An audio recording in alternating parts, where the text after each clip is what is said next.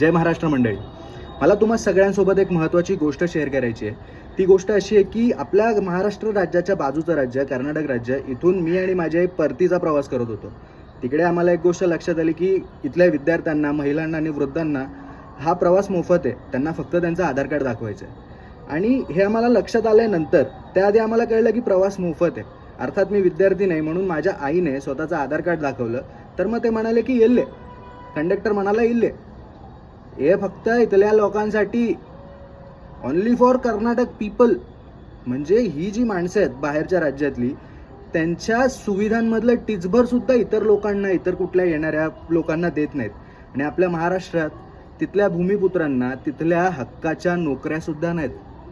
हे आपल्या महाराष्ट्रात चालल्याने या सगळ्या गोष्टींसाठी लढा देणारा एकच माणूस आपल्या सगळ्यांच्या नजरेसमोर आहे. त्यांचं नाव मी घेणार नाही कारण ते तुम्हाला माहिती आहे. निवडणुका येतात, स्वतःच्या